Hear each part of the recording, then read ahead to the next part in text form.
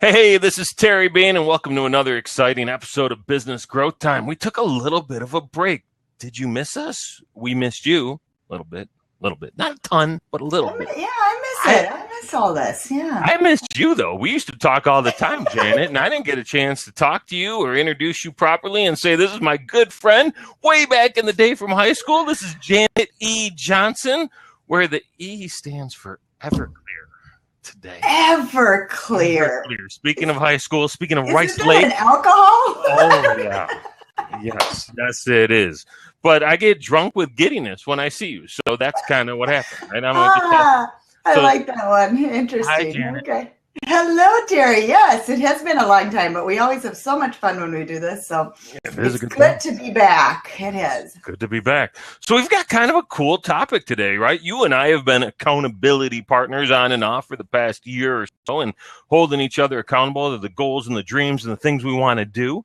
But I broke something down over the weekend in terms of goal setting. I was watching this guy, John Assaraf, who is a really excellent teacher, really successful dude, made a crap load of money in the real estate business in the state of Indiana, of all places. I mean, became like $1 billion producer in a very short period of time, again, in Indiana, which is pretty impressive. And then he went on and started teaching the law of attraction. He was a featured teacher in The Secret. And there's a new movie out with him called The Abundance Factor, I believe it's called. You can Google it. It's great. Lewis Howes is in it as well. So two really cool guys that I've had the opportunity to meet and work with, both in that movie. Joe Vitale's in it as well. It's good stuff. But John really broke down this goals program, and he did it in an hour-long video, and you watched it too, I think, right, Janet? I did. So we'll be able to compare and contrast notes in our experience. We're going to talk about goal setting, goal achieving, and we're going to head into a little bit of that accountability standpoint.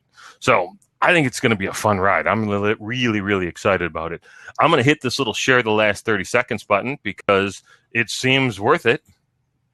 And we're going to get moving. So I think the first thing is we have to figure out what kind of goals we want to define, right? What are the goals that you're looking to set? What are you trying to achieve in your life? And I've always looked at my life from a series of different pillars. You know, I've got financial goals. Those are always important and sometimes the hardest ones for me to reach. I've got spiritual goals, things that I want to do that really keep me in touch with who I want to be. I've got relationship goals because it's no fun to fight and argue with people that are in my life. I've got goals in terms of my health and my wellness and things I want to achieve. And I've got kind of like a work-life balance sort of goal, so I'm not too dialed into one and not dialed enough in the other. And what I find for myself is I'm really good at getting 4 of the 5. Like I can knock out 80% of them, and they vary. It was like high school for me. I could have 6 classes, and I could kick butt in 4 of them and do lousy in 2 of them, and it didn't matter what the classes were. Same thing here. It doesn't matter what the goals are. I always have a hard time firing on all cylinders. When you look at your goals, Janet, how do you have yours broken down and kind of spelled out? You know, I am not the best with goal setting. I kind of just have lived my life I have very, very good habits. Ooh, so I would say that, you know, it's kind of like what John was talking about, you know, you create the habits and then but the biggest thing I miss out on is like those goals. I mean, I obviously like right now, bikini season's coming. So I have a goal, you know, I mean, a little bit extra around the belly in the winter time, you know.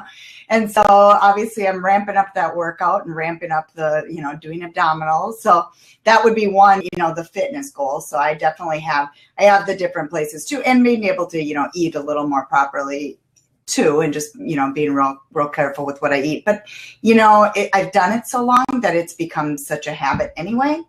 I eat differently than my whole household pretty much. Well, we all kind of, my 17-year-old's into fitness now, so he kind of eats the same, but he's over the top protein guy. So we've got that level.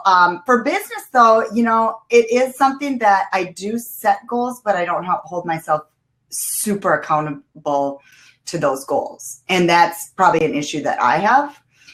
Like I've had this book, which is very good too, the Freedom Journal. Okay. What's that? That is, and it's just huge. I mean, look at this thing. And I haven't touched it. Is it like a journal for you to write your thoughts and your ideas? Yes. And there's no real words in there unless you put them in. There's a lot of information about it. John Lee Dumas put it together, and it was raised money for Pencils of Promise. And then, So he raised a lot of money by doing it. But there's a lot of detail about goals, like how to establish a SMART goal, be specific, SMART, SMART. Mm-hmm. Specific, measurable, attainable, relevant, and time-bound.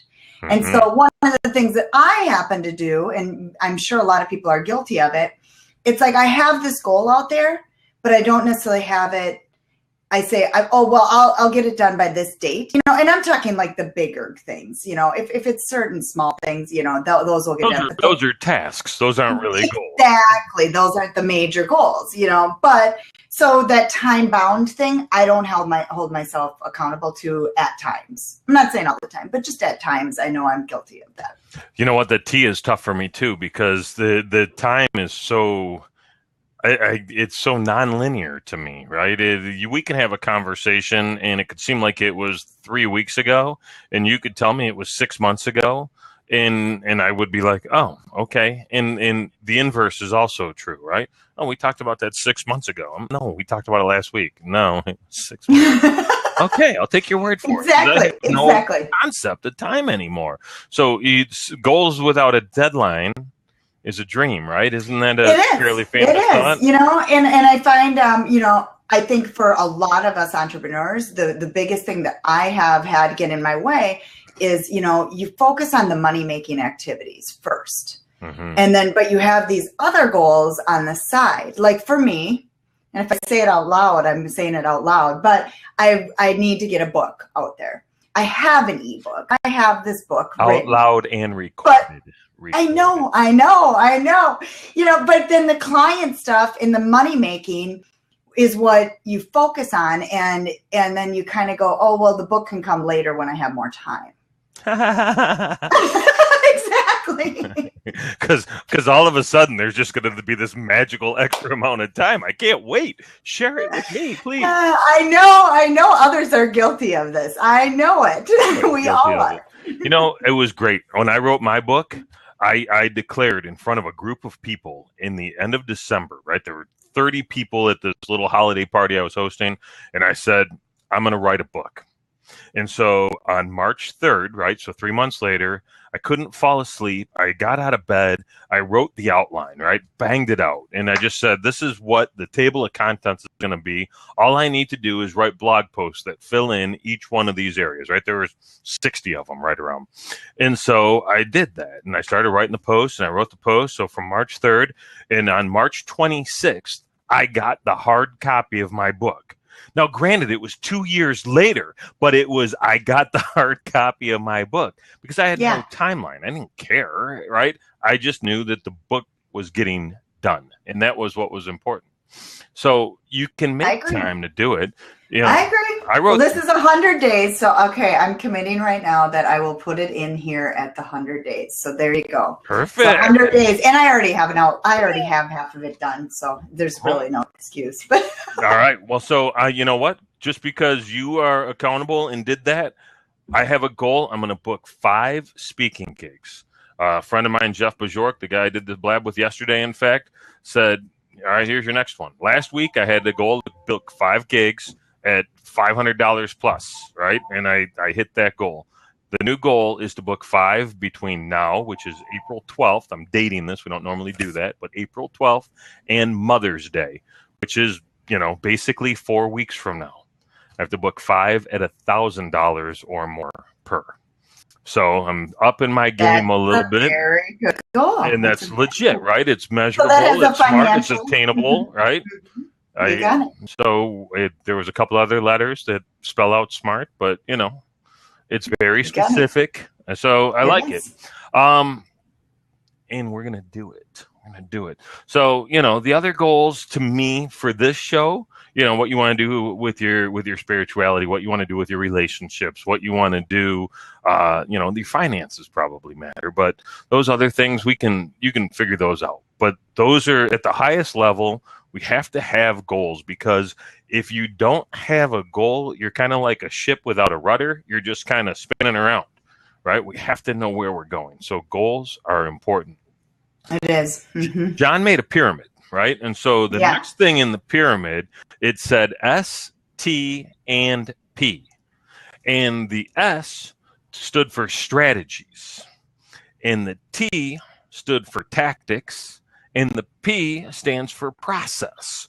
So it's really the idea of having the right strategies, the right tactics, and the right process. And so he broke it down and said, a lot of people get confused between strategy and tactic and process, and they're not really the same thing. He said the strategy for him, when he started out, he wanted to sell a bunch of real estate. And so the strategy was he was going to make calls, right? He was going to use the telephone to find business. And the tactics were he was going to call 100 people a day. He was going to go through and look for all the for sale by owners. And when he ran out of those, he was just going to call people through the white pages. And that kind of ended up being his process, that between 8:30 and 11 o'clock, he was going to make 100 phone calls a day. And so when you break it down, right, the actual activity, that's the hardest part.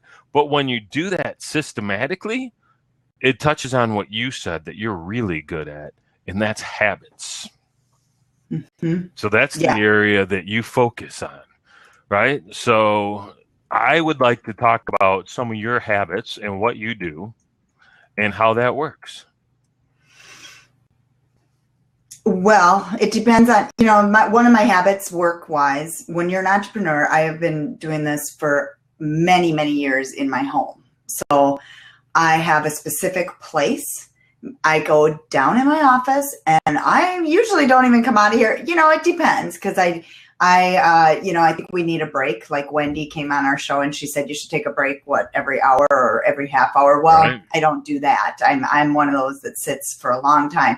But I try to, at noon or sometime midday when you're getting that slump, I'll maybe go for a run, go rollerblade, go do whatever if it's nice out, or, take a break. It hasn't been lately, but it will be soon. So take that break. But the biggest key is staying in a place that's segregated from the rest of the house.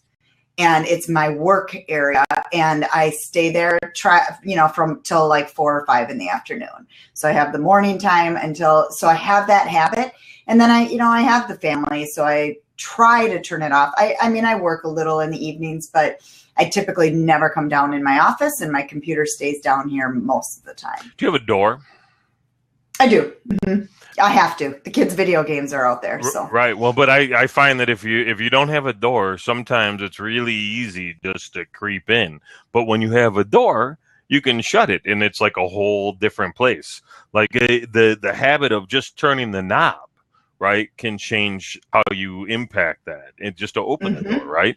Otherwise, mine's got an opening, right? I've got a 5-foot hole basically that goes right into the living room. Similarly, my family room is right there, right?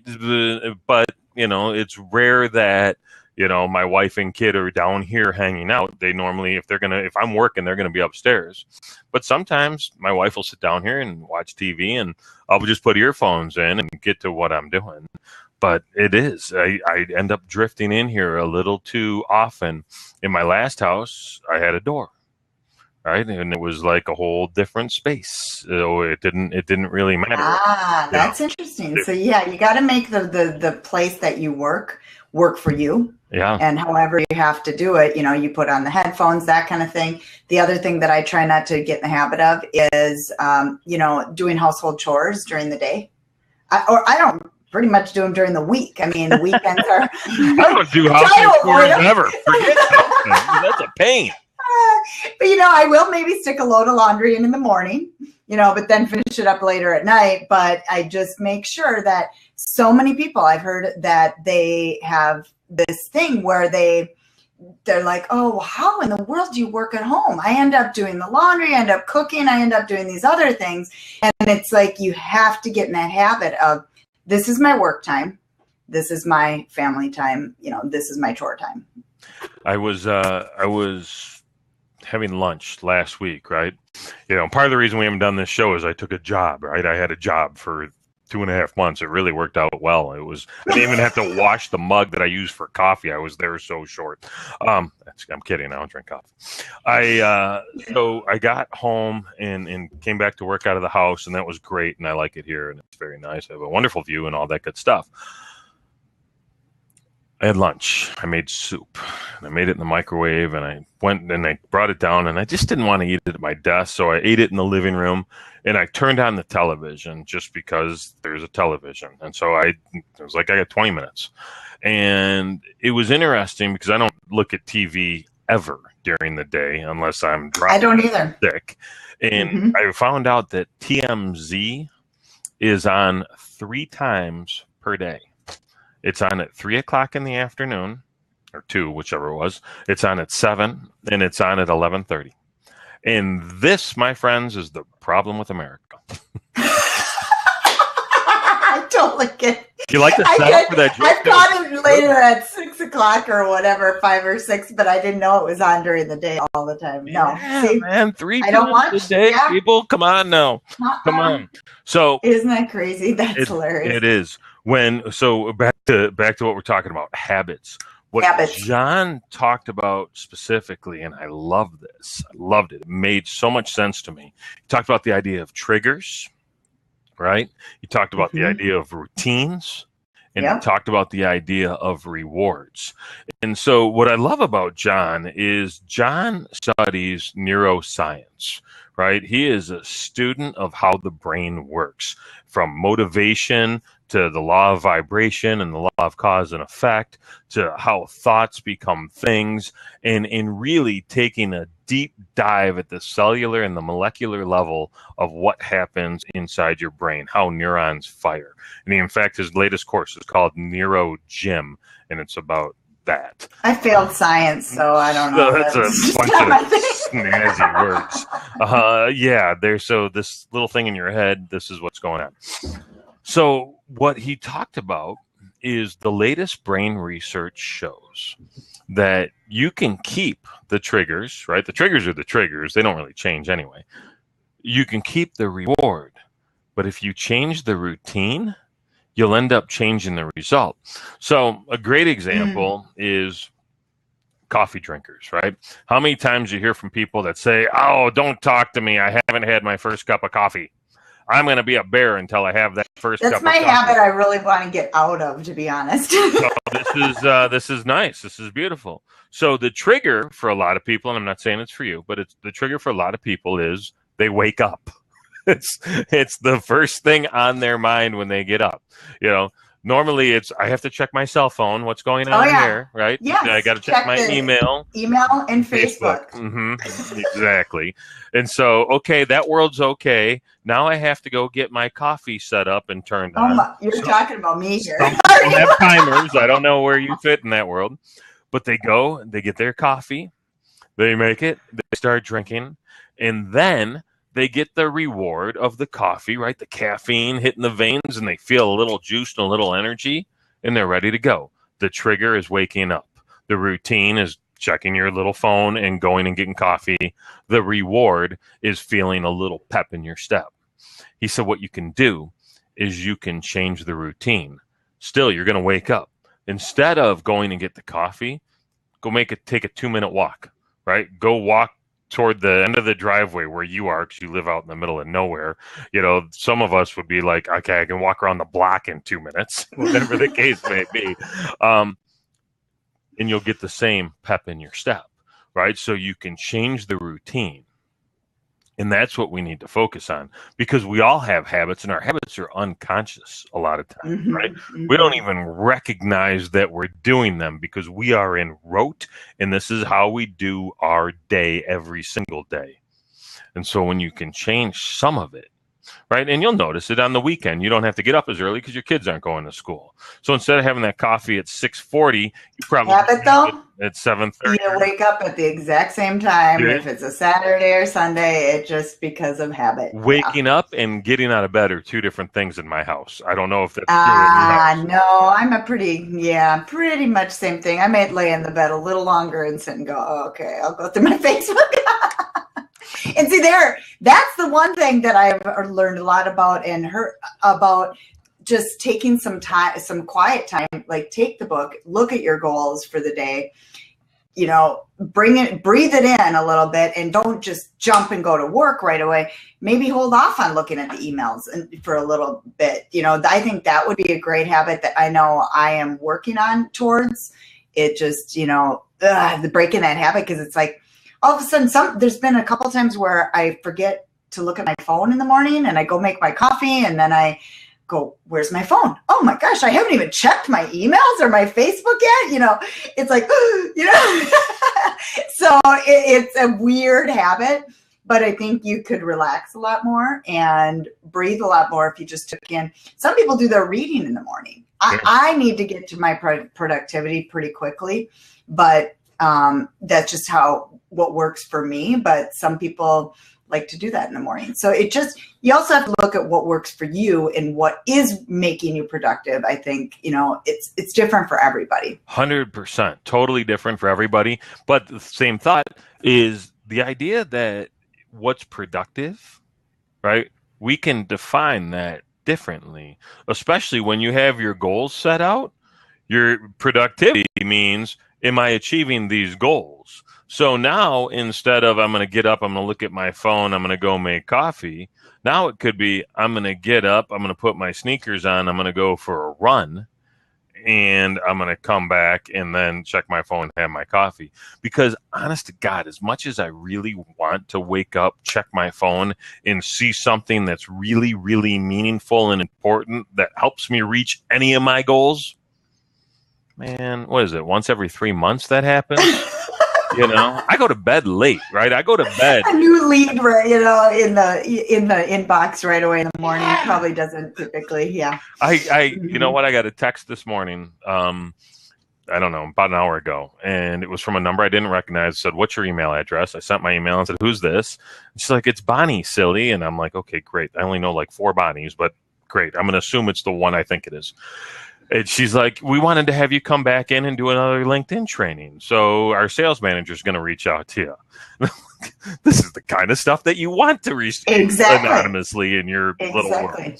So it helped me, because one of the things I've been going back to is deeper thoughts, right? And thinking and recording those thoughts and sharing those thoughts. And one of the ones that I came up with over the weekend in talking to someone is, when you are aligned, the world aligns with you, right? So I've made a very important decision that I am a speaker. I do 2 things now. That's it. I present and I find places to present. If it's not one of those 2 things, and Michael, this is going to be fairly telling for you about our meeting on Friday, but if it's not one of those 2 things, I'm probably not interested in it right now. So I got to be hyper focused on that. And the more focused I am on that, the more stuff like this is going to come to me. Because for years, I've been sending the universe mixed messages. I want to speak, I want to consult, I want to train, I want to coach, I want to go over here, I want to help people connect, I want to do this, I want to do some charity stuff, and it's like I'm all over the map. Not anymore. I present, I find places to present. And that's what I do. And as a result of presenting, other things are going to happen, because the audience is going to need whatever they need. Right? But I'm going to be there to present. So it's kind of cool. So that's the biggest habit I'm changing, is how I look at what I do, and more importantly, how I communicate it with others. I'm going to change my LinkedIn profile to be very, very specific about just that. Right. So I'll be more found. I'm having my website redone. I'm very excited about the new look and feel and touchiness of all that. So that part's good. It's interesting, because this is kind of bleeding into the next and last section, our beliefs. And our beliefs are what really, really drive all of this. And I've got some messed up beliefs about myself. If I thought I was the person that other people think I am, I'd have the tiger by its tail. But I have like real high self-esteem. I can do this all day. I can be in front of an audience, no problem. But I have low self-worth, right? That's why I'll go speak for $200 and not think twice about it. And people are like, what are you talking about? We just paid somebody $2,500. They weren't half as good as you. $2,500? I could ask for $2,500. No, I can't ask for $2,500. What? $2,500? Here's my shirt. Here's my car. Right? I got to do a whole message. True. $2,500. It's true. Mm-hmm. So I'm working on that belief system. We are in our heads. All entrepreneurs have it, that we have the battle within our own heads. And no matter how confident we are and, how much self-esteem we have, that kind of thing, it's still the battle in our own heads. I mean, and we all have it. We all do. I don't care what level you're at. John, how do you say his last name? Assaraf. Assaraf. He has it. I guarantee it. I mean, every single person has that battle within their head. It's just a matter of if you can overcome it and not believe in it. Right. And that's a really good point. Right. And we all deal with it at different levels. I look at it as, being an artist and whether or not your work is good enough. Right. And it doesn't matter if you're a painter, doesn't matter if you're a sculptor, doesn't matter if you're a musician, doesn't matter if you're a poet. Right. All of it. And really from an entrepreneur perspective, if we're out there building things and sharing things and giving things to whomever, it's still art. Right. It's our medium for artistic expression. I think about college professor. I was a communications major, and public speaking had a big lecture hall, right? So Dr. Gary Evans was the first person that ever explained the imposter phenomenon to me. And the imposter phenomenon is this idea that you are acting in a way, in a position, in a role, even though you don't really believe you deserve to be in that position or role. And he would talk about the idea that he'd be out in front doing a lecture and 300 students in the lecture hall. And he would be like, oh my God, they're going to come get me and make me go back to being a bus driver because that's really who I am. I'm not this fancy professor. I drive buses for a living. And it's a really interesting kind of not necessarily role reversal, but the idea that it's something that happens. So John talked about explicit beliefs and implicit beliefs. And the explicit belief is the belief that others hold about you and that you want others to hold about you. So how you present yourself, how you carry yourself, what you say you do, what others expect you to do, and what other people see from you. Whereas the implicit belief is what we were talking about a moment ago with this self-worth versus self-esteem period, where you've got a different idea of who you are. And I talk about it with my wife. I'm like, listen, it's easy for me to promote other people because I don't see them all day, every day in the mirror.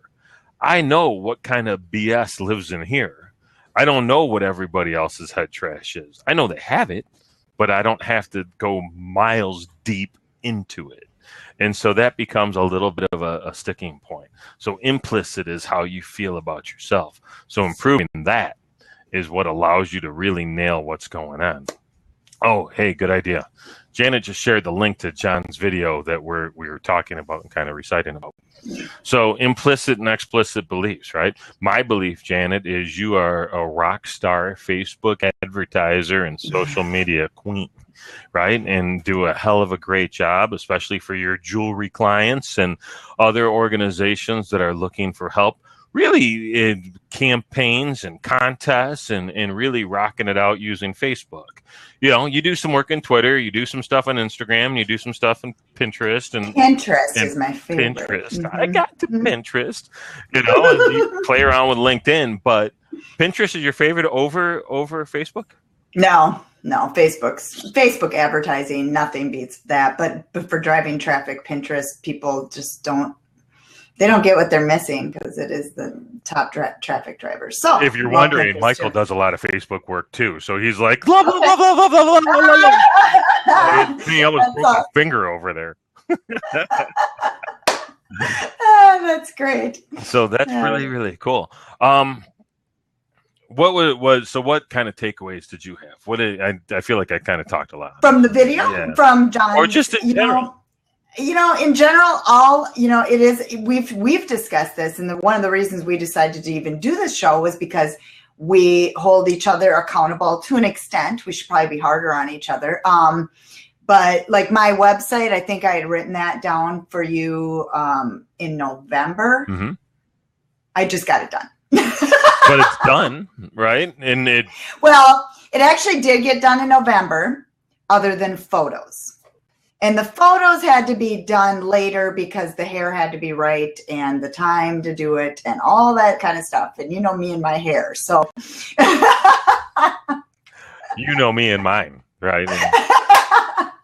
So there was a lot, that was the second phase. And then I did videos on it. And then I broke mine down kind of similar to what you did, where people really can understand what I do. So I had to really, so I reconfigured in November and that was all done. It just had to have the new pictures and videos. So now it's finished. And actually it's still not 100% because we need to change around a few little things, here and there, but it's the layout's done. Cool. You're never finished online. So that's kind of, that's one thing. The accountability piece I think is very, very important. And if you don't have some sort of accountability party, it could be a party too. Oh my God, an accountability party. That sounds like a riot. Did you do this? Did you do this? You said you weren't going to drink anymore. Drink to that. Cheers. You did it. That would be a good one. Everybody's here. So, we have a mastermind group, that we're holding each other accountable to. So I think accountability and habits. Look at your habits. That was a big thing that I caught with John's speaking too. And then in the end, though, what was his final thing? Do you remember that one? The final, what's the most important thing in that in the pyramid? You know what? I don't. I thought your why. Oh God, how did I forget that? Yeah, heck yeah, absolutely. Your why, absolutely. So it's just revisiting what your why actually is. Having the goal to make more money. Yeah, that's a great goal. I mean, obviously, we all want that. I mean, who doesn't want to make more money? But it's not necessarily a big enough why, and a reason that maybe you're not making enough money or you're not making the money that you really want to make is your why isn't there and you're not focusing on the right why. So thinking of that why. Well, and so let's look at that for half a second, because the idea of making more money is it's common, right? The New Year's resolution, I want to make more money, I want to lose weight. Number one and number two for almost everybody universally. The key here is, instead of saying I want to make more money, because money is really nothing more than a transfer of energy. It's what are you going to do with that money, right? I want a bigger house. I want a nicer house. I want a new car. I want more clothes. I want to go on vacation. I want to do X, Y, and Z, whatever the case may be. What is going on there? Hi, John Assaraf. I tried to drop a link thing. Sorry. No, that was sweet. I'm like, what up, John? So we could have played a part of the video. There you go. It's another new feature here on Blab. How exciting! It's funny. We talked about him enough, so it was almost like he was joining us for the show. It's true. That's really cool. So it's really taking that, what you're going to do with the money, and being specific and clear about that. Right? I want $50,000 in my savings account. That's whatever it is. You can still want more money, right? But talk about what that money is going to enable for you. That's the key with I want more money. Like it. That makes a lot of sense. Mm-hmm. I want to pay for my kids' college education because holy shit, that's going to be expensive. Well, right now, mine's the driving stuff. So, yeah. Oh, right. Car insurance. Does he have a car yet? we already had the car insurance kicked in, and he doesn't even drive yet, which is sad. Oh dear. Yeah. Why are you paying for insurance if he's not driving? Because he had a permit as long as he's had, and he doesn't care about driving. So yeah, I mean, we all have these. I know it's a weird deal, That's but yeah, common now. That's like the thing. It's, and I'm not pushing him to drive because it's my car. So. So yeah, it's a different world than what what I had, but he's working on it. So he's still in the permit phase, but because it kicked in, I don't know. So I have to pay it just like he has a license at this point. Wow. So yeah, I mean, there's a lot of things, and so thinking about our children, I think a lot of us have, if we have children, that tends to be a driving factor for us. And that's just looking at those different pieces that you have for financial, if you're looking at financial, but money, people say money doesn't buy happiness, but it can sure make your life more comfortable. So it is a driving factor for a lot of entrepreneurs, but finding that bigger why, like when you can get the money out of the way, then you can go help the charities that you want to help, that help the church, help the charities, wherever you want to put the money, and you're more comfortable doing it. Biggest frustration for me, and I used to say this a lot, was I became a philanthropist before I became wealthy, right? It's really, really hard to give and give and give when you don't have the right bank account for that. And so instead you end up giving your time and your energy. And when you're giving your time and your energy, then you're doing that instead of doing the things that help you grow your bank account. And so it's a really tough thing to balance. We talked about work-life balance earlier, and certainly giving and legacy stuff can be one of your goals and should be one of your goals, because what do they say? You make a life by what you get. You make a living by what you get. You make a life by what you give. Sorry, Winston, I really blew your great quotation, but forgive me. I know you're dead, Mr. Churchill, but yeah, you make a living by what you get. You make a life by what you give. Nailed it. All right. Good job. Yeah. Good job. Well, let's finish up with reviewing two things of what the sources that we've talked about today. Yes. So we do have the YouTube video pinned here, but if you're listening to this via podcast, you just go Google John Assaraf and goal setting video, and it will pop up. So that's how I found it. I just Googled it. It's pretty simple. So put that in. And then the other thing is, I believe this might still be available. So if anybody's interested, you go to Freedom Journal, Google Freedom Journal. I'm not sure if it's still available. It was a fundraiser at one point, but I believe he's still putting these out there. So if it's accomplish your goals in 100 days, and it goes through everything. I mean, like here's night 8. And I mean, look at all the details that they have in here. This is great for all of you listening in your car. You'll love that. True. One of the things, like, let's say it's day 8, they have the whole secret of a successful life is to find out what is one's destiny to do and then do it. Henry Ford. And then I am grateful for, in 92 days, I will blank. My number one focus today is blank. To get closer to my goal today, I will do 2 things, and you list those. So obviously this would be the habit to do at the beginning of the day. Or the night before even, right? Because when you actually plant that seed and then go to sleep, your subconscious mind is working on ways to get that stuff done. So it becomes really, really important to pre-plan. And if you can do that before you sleep, man, oh man, think about how your dreams change. Think about how your focus change. Think about how your world can change when that happens. That's cool. I like it. So, and then they have they do have a nighttime one too. So they have a day and a night, but that talks about like what you struggled with that day. So you kind of reflect on your day, and then you could do both in the evening. But it's really cool how I should probably use it, being that I've had it for about 30 days. So, now, thank you, Terry, because we're on the show now. I'm expecting this filled out by July 20th. right? Exactly. I'm not counting, but that's pretty close to 100 days from now. Okay, So we're going to have a little report. Somebody mark this down, July 20th. Janet's going to read from us. It'll read to us. It'll be great. Oh boy, that'll be wonderful.